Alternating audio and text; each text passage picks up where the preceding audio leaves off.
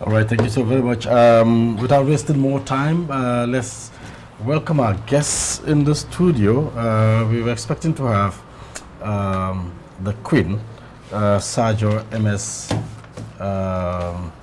Jawo, to be with us on the Morning Star, and of course, something big is happening, and she'll be there to represent the Gambia.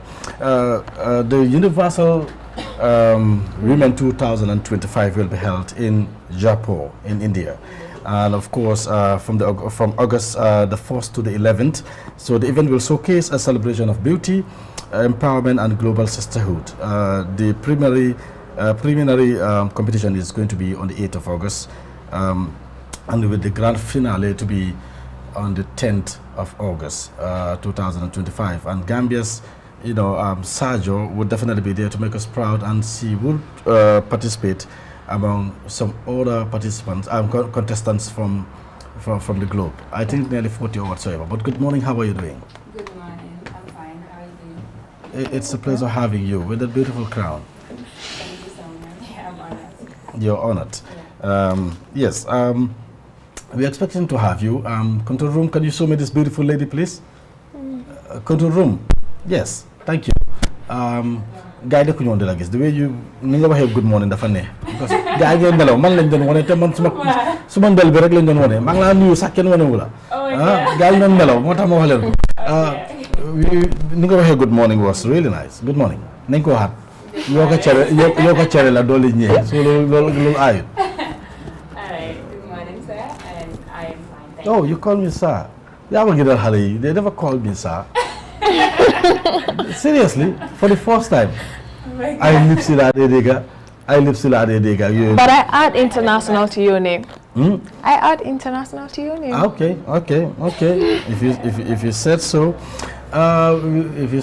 come I'll get you international. Then I'm not no problem. All I know is I'm going to oil anyway because anyway. But last week you don't try for Amla for some reason, possible return, but finally you are here with us and you're going to participate. You're going to contest in this the Universal Women 2025 in India. Tell us about your career first. Tell us about you. Tell us about your passion. About beauty pageant, and then that crown as well. How does that come to sit on top of your head? Okay. Hello, good morning everyone. I am Miss Sarjo MS Jawo, like he rightly stated. I am a gender equality advocate and an international beauty queen, proudly representing the Gambia. And as it is, I am preparing to represent the Gambia on a global stage, Universal Women 2025 in India, from the 1st of August to the 11th of August. And I hope to bring the crown back to us. Really? Yeah, so my journey towards in the pageant industry started in 2021, where I'm not just like ordinary other pageant queen, like I always said. Yeah, my story is very different. But to make it short, I was told to come into the pageant world. Like it happens when I even said tears. I had to cry that no, I don't want to do this.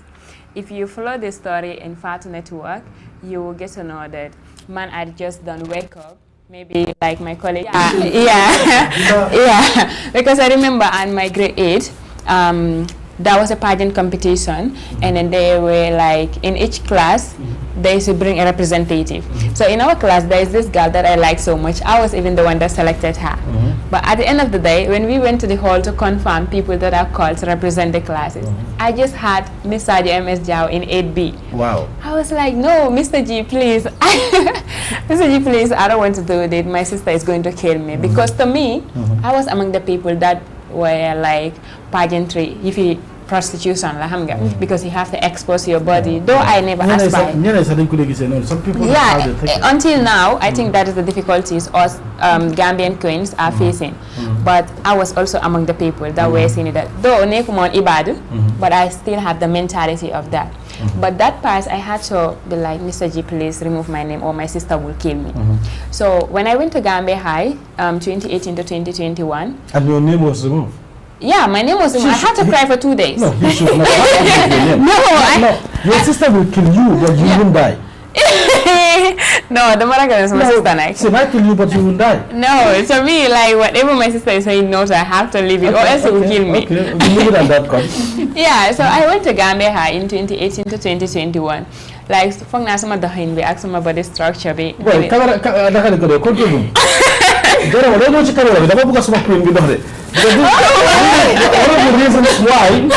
the reasons why she was pushed into this.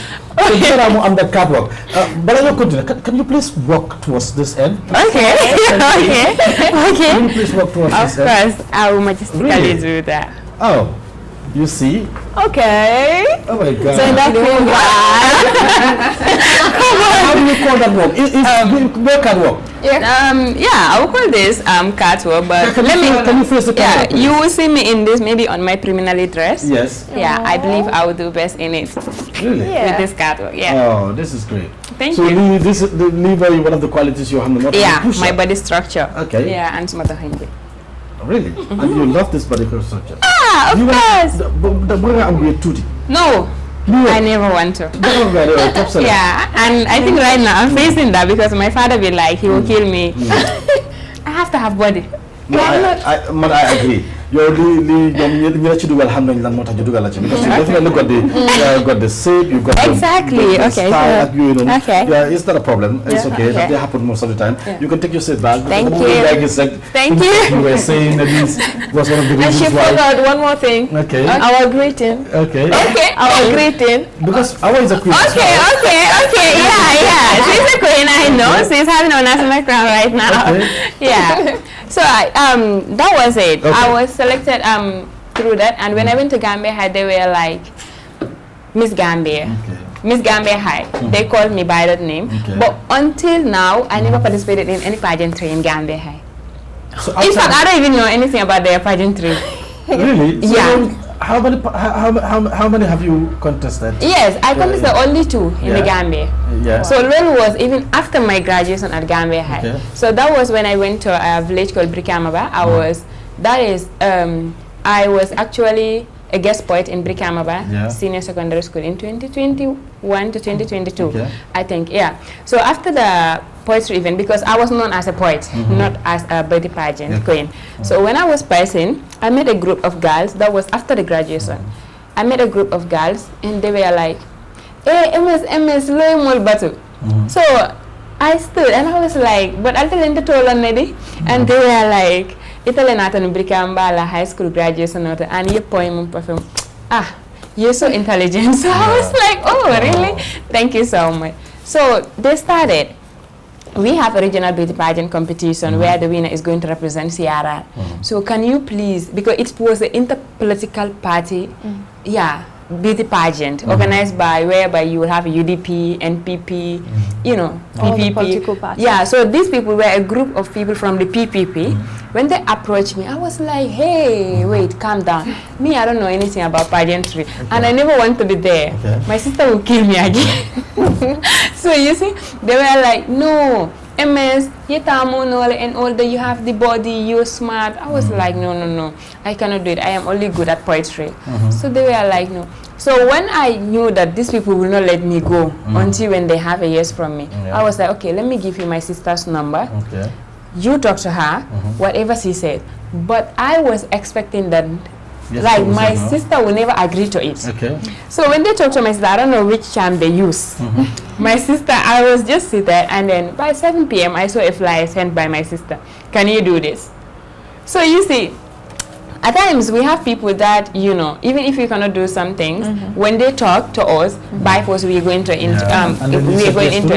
When my sister asked, I was like, wait. I was like, is my sister really asking me? So I was surprised. So I went to her. I called her. She said these people called them. I was like, okay. I called them. I was like, I can do this. They were like, really? They have to bring all the materials. Like, man, preparations is very difficult. Okay. Yeah. And fast forward, you contested? Yeah, I contested, and then I am supposed to win that crown, but I came out in first runner-up. So what happened was, before the event, while I was again working in the hall, it happened at the SEN hall at Bansan. Yeah. I was in the combo here. They were training for 2 weeks, but I joined them in the last week. So the day of the competition, there were some guests that were invited. While I was passing, one of these guests were like, "Girl, come. ma ñëw rek am start di ma laaj are you among the contestants ma ne ko yes are you what are you studying ma explain ko all that but when he knew that I was so bold and my working style also again he was like I have no doubt you're going to win. So crowning moment we were at stage I and one Miss Kadi Dabo. While we were at stage the MC was Karamo Junior Tambaja but then Karamo called this guy to say uncle sir we want you to come and crown one person among these two. Yeah, because we so confused but fake judges say am nañ sen winner bi te Karamo tamit xam na but I know they just want the audience to know te fake while I was going to Banza I don't know anyone there but the SEN students I thank them so much until today. They were in the hall. I have this friend there Fanta Jallo so they all came and they were all cheering up for me. Oh, that's good. So that guy when he was called I knew he was going to crown me because he told me that I'm going to win. Te xamut ma waaye when he came he placed the crown on my head like this and then Karamo was like no, the winner of the inter-regional political beauty pageant is Miss Kadi Dabo. So Ablaye Njie was among the judge and all I could hear was Ablaye Njie saying MS, you have won so many crowns before, so give chance to others. And we don't want the crown to go out from Bansang. So I was like, no. Oh, yeah. So I think, there was miscommunication. I was known. I was known at an early age, but they know me through the pageant, poetry industry. Yeah.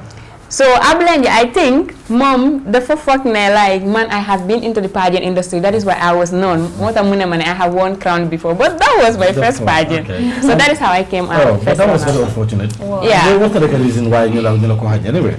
Yeah. And then the second, that was the first, and then you had the second one. Yeah. So I had the second one. That was to represent Sierra in Miss Peace Gambia. And you did.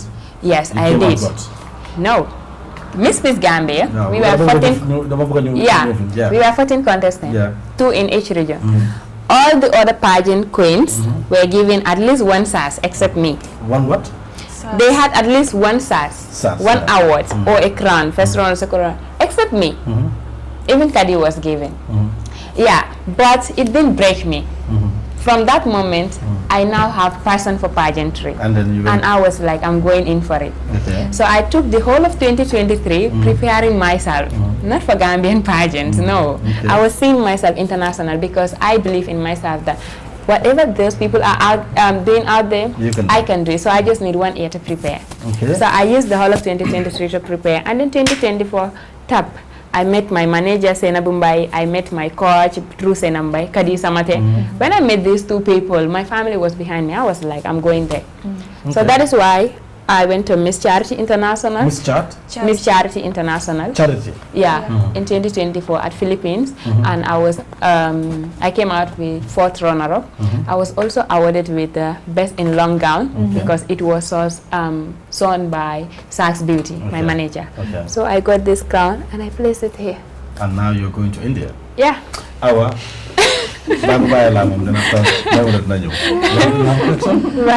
I'm really excited right now. So it's an honor to have you here. Thank you. That really motivates me. Like when some people belittle you, you have the confidence in you to think out of the box. You have the aim of becoming an international queen instead of focusing nationally. And you get it. So I'm so proud of you. Thank you. That story really motivates me. Okay. Thank you. And this is going to be the second time again, right? Yeah. The first one was Philippines. Yes. And this is going to be India. Okay. And tell us about, the way you get to know about the, Universal Women to Beauty Pageant, your journey towards them, having you to be one of the contestants. Okay, so my journey towards the Universal Woman began with my coach, Kadi Samate. Okay. Yeah, in 2024, again, when I came back to Philippines, there was a pageant that was supposed to happen in, I forgot the country. I don't remember the country, but it was Universal Woman in China. In China, Universal, this thing, Miss Model of the World. It was already published that I was going to go because Kadi, when they reached out to Kadi, that Kadi should go, Kadi reached out to me. For some reason, Kadi couldn't go, but Kadi told them, recommended me that I should be the one to go for it. But Kadi's national director is from Kenya, which is Embrace Africa. Okay. So they asked for my size, boobs, hips, and all that, weight and height. So I sent it to them. And then they were like, when they saw my pictures, they were like, wow, she is good to go. So that is how I was selected to go for Miss Model of the World. But because I didn't have the sponsors, the pageant was later postponed to this year, so it didn't happen. But since then, I have been chatting with this Embrace Africa, the national director of Kadi Samada, and then he became my national director. While chatting with him, whenever he sees pageant that you know that, okay, I am fit for it, he will communicate. But this is the first pageant he communicated after that. There have been pageants that I have been asking him for. He wouldn't say anything. But when Universal Woman came, I was at the village for Tabaski. He contacted MS. I want you to go and represent Universal Woman and represent the Gambia, because I mean, why not? You have all it takes.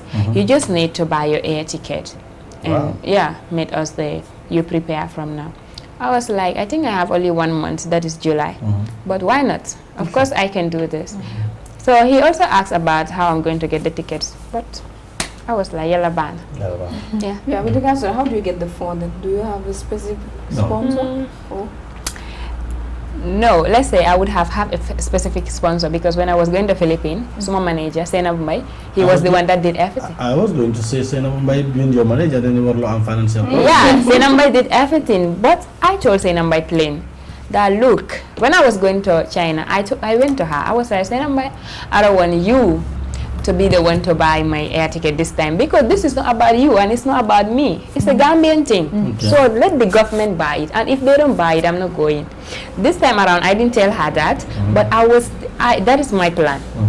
So she knew, she is on preparation with Zainab and Kadi there in preparation. But I also write to the government and institutions. So while I was coming here, I received a call from the State House that I am needed there by 3 p.m. I hope. Wow. Today? Yeah. Okay. Great. Yeah. Wishing you all the best. So yeah, I'm giving the credits to Mariama here. Maybe meeting her. Yeah, it's discussing about this. We will be in the history books. When State House called me, because I was on my way going to Star TV. Yeah, exactly. So we will definitely be in the history books. Yeah, exactly. We wish you the very best of luck. Thank you. Right now, just tell us something special that you're going with. In terms of culture, in terms of tradition, in terms of style, whatever. Gambia, is there any? Yes, my talent. Are you going to blend anything? This will definitely be a typical Gambian style. Or you don't want to let the cat out of the bag? I don't want. These people are listening to me. They're listening to me, and I have my African country country people there, so I don't want them to know what I'm coming with. Through my course, gender equality, I think I'm going to do a lot on that side. Yeah, because to me, gender equality, this is a course that I have chosen, but I didn't just choose this course normally. This has been my consistent advocacy topic, and I'm going to go with it. Because I have sat and seen women and young people of the Gambia or globally face challenges, so many challenges, from limited access to education to harmful stereotypes. Okay, and I believe fighting for gender equalities starts when we have to challenge inequality and inspire others to speak up, because these are barriers that are holding us back. Yeah, so through that, I think I'm going to make a very, very clear point and a different. Thank you. Tell us how you were received when you were coming from Philippines, because you're going to Universal Women, and then of course, you're going to win. And then, so if you happens to be the winner, your welcoming should be big. So whether, the way you were received coming from Philippines was up to expectation. Was up to expectation, but this one is going to be bigger. If Snake and the it will be bigger, because to be honest, the organization of the Miss Charity International, they were the one that received me at the airport, and it was also good.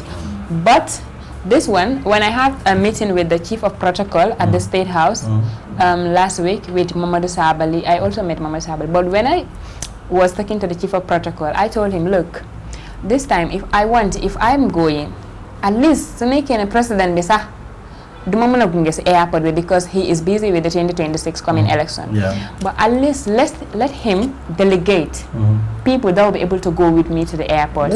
Yeah, and at least give a car whereby I will have some of my Gambian pageant kings and queens to join with. Yeah, because that way, niti dañu xamne dara mu ngi xam ci dëkk bi. Yeah, exactly. Yeah, exactly. All the way to represent the country. And that way they're going to know that they're supposed to vote. Because voting is a very, very big problem in the Gambia. We are always at the last. Man, but they are being a vote. Because one vote is $1. Oh, yeah. Then a vote is $1. Yeah. Okay. Yeah. And then... So, but I didn't even vote. I have to prepare. Have you been sending this message? Have you put it across? Yeah, I would. You then needed to vote. In the process. They know on my Facebook page and my Instagram page. Yeah, they know it. Tell us how, because people are watching. Yeah, my Instagram page is The Voice with Sarjo. I'm no longer using the real MS Gambia. And my Facebook page is Sarjo MS Jawo.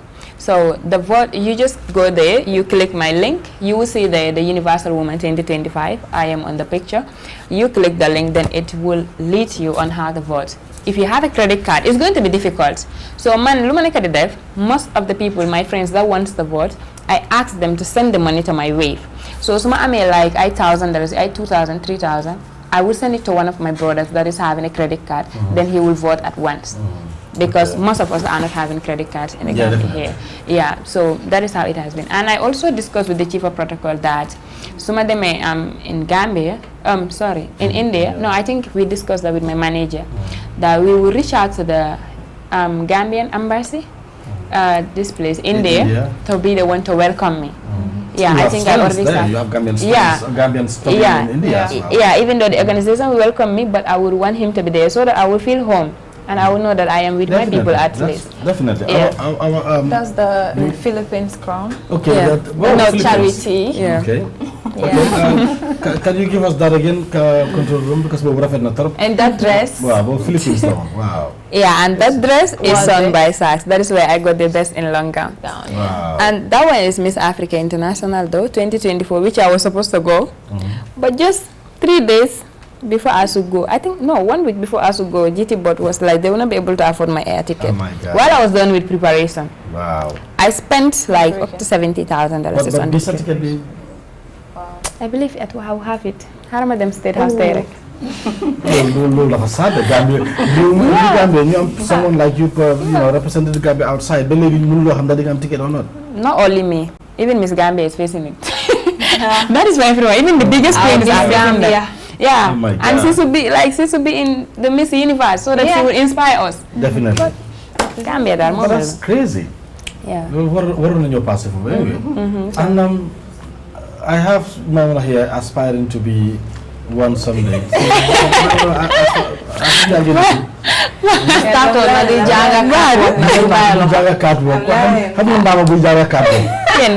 International queen get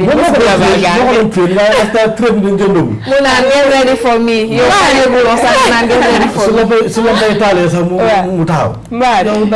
thousands of people.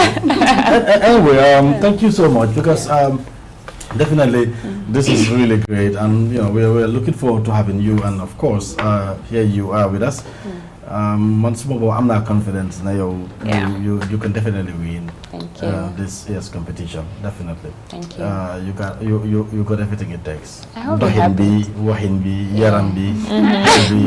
And the smartness. Are you going alone? Lolo yesterday I want to discuss that. Let me go with my manager. No. Yeah, that will help me a lot. Definitely. If I have someone with me there, that will help me a lot. Why am I air ticket be money? No, air ticket be real represent. No, what's the problem? Yeah. Not gonna air ticket. Air ticket put them India. It's $1 million. Even if it's $1 million, you jarga ko. Man, I have no doubt if I go with my manager or my coach. I'm gonna say na burek. saying about Kadi Samatarek. Kadi went for this pageant. She went for this, and he came. She came a third runner-up.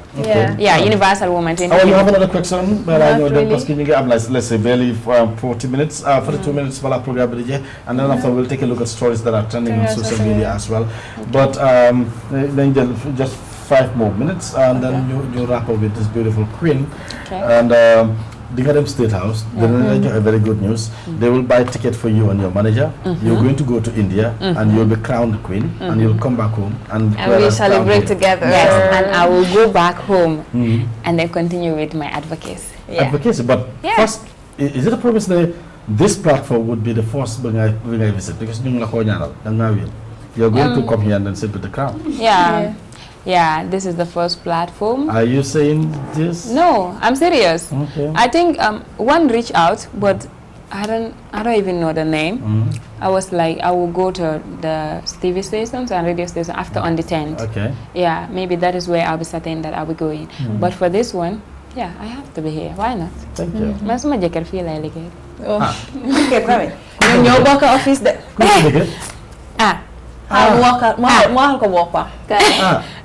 No, xaaral jëkkëri orugay jëkkëri caaxaan ndax jëkkëri dëgg dëgg. Ex jëkkër la sax. Ex jëkkër.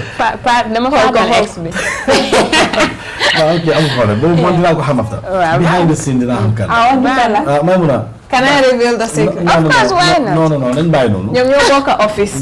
ñoo bokk office marketing team. No need to mention any name. Okay.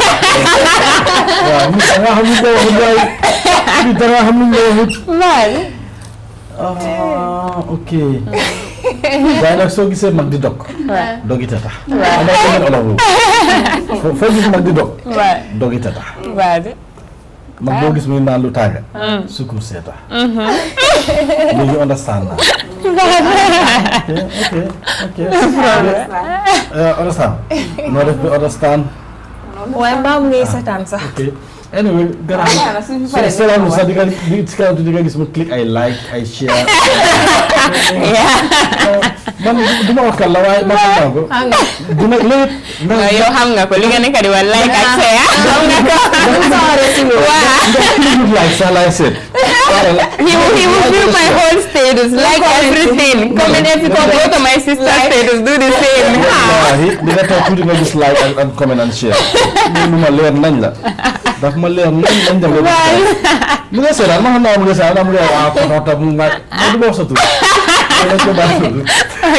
Anyway, thank you once more, and time is definitely against us, and then you know, mën nañu toog fii di waxtaan ak yow ba suba. But one last question. Ñi dem di contest. Like from 40 countries, is it? Yeah, we're up to that, I believe. Up to 40. Xam nga fa kenn? Yeah, I know the Universal Woman and Mauritania. Yeah, mom def ma gis fofu non rek mu xamne Gambia la rek. She tried to reach out because he was like, at least legi dama am ku may lakal olo. Yeah, because they speak French and all that. Yeah, so you don't get chat? Yeah, by then it was Instagram, but this year WhatsApp, right? We talk always, even they masanya don't chat. Alhamdulillah. At least because at least am ko xamne exactly. Because mom su wacce India mu ngay yaxam ndax yow. Mom def ma bëgg nak because dafa xone sax mu dem Sénégal ñu jënd suñu air bi dem def seen. Ma nek ala. No de bay bon naawé fofu rek na naawé fi. Ndax exactly. Orosuma ko rabi lu la mo xor dafa ma ko dama boy force pare nga xala do naan ci force. Ma ngi toga ben boy mu ne ko mu jël téléphone ne ko boy. Dafa nekk naan force ñu suñ force ñor na sa force ñor na naan sa force naan suñ force so moom dama ko ne man ma ne na ko ne naawee këram waaw ngeen tasee foofu ngeen am jaama foofu waxtaan seet naka den ngeen def ko waaye apart from the ticket everything is ready. It's not only the ticket. They should also fund the necessary costumes. Includes what and what? The national costume, preliminary dress, long gown for the final, dinner dress. Their requirements are really a lot that we should go with. This will be competition. Is on the 8th of August. Yeah, and we also have a gala Met. Yeah, maybe we have Met Gala dress. How many dresses are we talking about here? We're talking about 5 long gowns. Yeah, including the preliminary and the Met Gala dress. Okay. Yeah, And I hope I'm sponsors because we also need cooperative dresses for the interview and all that. Yeah, exactly. Sportwear. Yeah, sportwear, high heel and all. Thank you so much. Thanks for coming. We wish you the very best of luck. You know, win affairs ak yooyu den su ko defee nga ñëwaat ñu welcome la. Inshallah no Star TV yéen moom da ngeen a nekk foofu noonu. That should be it. All right, thank you. Let's go for a break and then come back, please.